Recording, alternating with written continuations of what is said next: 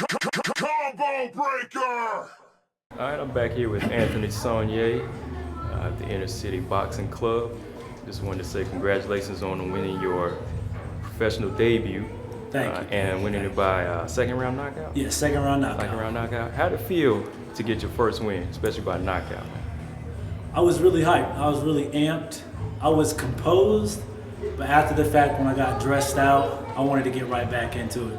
I wanted to do 2-3 more fights if I was able to. I just felt like I showed a good amount of skills, but there was just so much more I wanted to show. I trained so hard. I trained really from November, because I'm consistently in the gym, November to fight day. So I just felt like I wanted more of a push, more of a challenge, difficulty level, just so I can know where I'm at physically, mentally, and everybody else to know where I'm at. Okay, and speaking of training hard, how important is it to you to stay in shape, not only for a fight, but between fights? It's very important. Staying in shape is everything. Mentally, it's everything, because I don't have to, personally, I'm not worried about the next man. What is he doing? Is he outdoing me?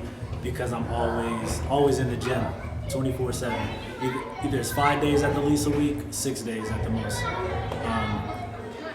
Physically, it takes me to a whole new level because I know I can push whenever I need to. So if it feels like I'm getting backed in, I know the dog in me and the dog in me mentally can come through and push and overcome them obstacles. Okay, and unfortunately, I didn't get to make it to your professional debut, but I heard that the Wilson card did sell out. Yes. How did it feel to be part of a sold-out crowd? It was something that's definitely gonna be memorable. My first amateur fight was in Wilson, and then I got to go back and revisit Wilson for my first pro fight. I had almost 100 plus people there that came out to support me from an hour and a half, 2 hour drive.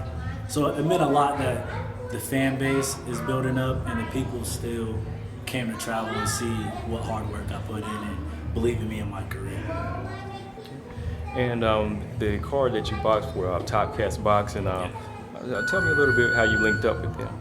I actually linked up with the CEO, Tony Meeks, through Joel Cottle, my other teammate, heavyweight teammate. They had a personal relationship talking, and he moved me along to him. I started sending him some of my highlight videos from the amateurs, and it took off from there. He liked what he seen. We talked in person, and from the first time I met him in person, it was a done deal, wanting to be signed. So we seen eye to eye. Still growing and know each other on a personal level. Business standpoint, I'm growing on a business standpoint, learning what it actually takes for me to get to that next level of top range. So I like where I'm at and where everything is headed to. All right, so you're staying busy. You got another fight coming up April 27th. Yes. And tell me a little bit about that. April 27th, it's gonna be a show. I'm fighting Jamal Gregory from Charlotte, North Carolina. He finished off his amateur career at 141 weight class, third in the nation. He went to the semifinals in the Olympic qualifier, so it's something competitive. He has his pro debut next Saturday, April 1st in Charlotte, which I know he's gonna take that. So you got two young, hot rising prospects that was at the top of the game, amateurs coming in full throttle as a pro, and someone's all gotta go. I'm not letting mine go, I know that for sure. So I'm working hard, training hard, and everything that reverts back to is my IQ. I feel that's what's gonna get me the step over to get that victory. Okay. And so far you seem to be on the right track, making your transition from amateur to professional. Yes. Now, for a lot of young fighters out there now that since, you're fresh out there, you just started your pro out, could you give some of the younger amateur fighters some advice that want to make that transition over, as far as the right choices they should make? Right choice to know when you're ready. You have to believe in your trainer. Your trainer is not going to steer you wrong.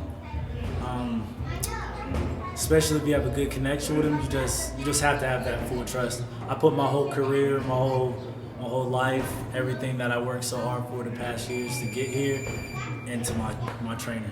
So if he tells me go full throttle this week, go full throttle. He tells me lay back, and there's a lot of times he tells me to lay back just so I can see the bigger picture. To where I always think every time I'm in this gym, sweat hard, I should feel like I'm dead. But it's not always about draining yourself.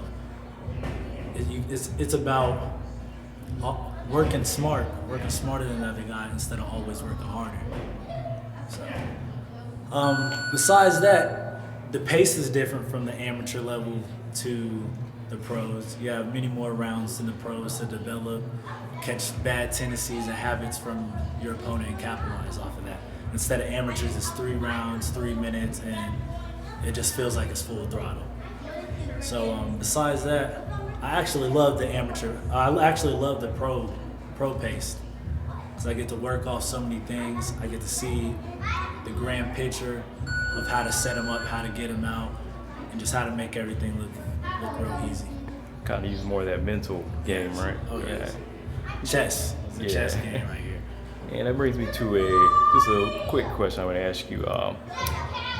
What's one attribute that you would like to possess from one of your favorite fighters? Just that one little small attribute that you see from one fighter where it just makes you say, I wish I could, have just that one little characteristic from him. Thomas Hearns, that right hand, that sneaky right hand. That's a big thing I'm trying to capitalize on. I'm long just like him in the weight class at welterweight and super lightweight. My height in the weight class is 6'1", while everybody's averaging about 5'7", possibly 5'8", 5'6". So I can always keep him at bay with the jab, but that right hand is that sleeper. Something that they're just not gonna see. So that's a trait that I'm really focused on and trying to pick up. Okay.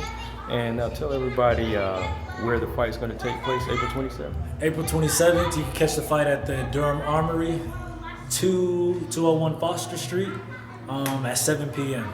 Tickets are available, so if you need tickets, you can hit me up on my Instagram at Real Anthony Sonnier, or at Facebook at Anthony A. Sonnier. Yeah, and make sure you put us a couple sides. Oh, I'm yes. gonna get it from you this time. I'm gonna And shirts are out. I got my Ace shirts out. I got multiple colors. I got black and gold, gold and black, red and white, black and red, white and gold. I got a whole entire outfit line coming out. Starting out with boxing, going into street, urban clothes, everything. Trying to build an empire, foundation off the name. See, that's the way to go, man. Yes. Starting off right, man. You have Anthony Sonnier, rising boxing star.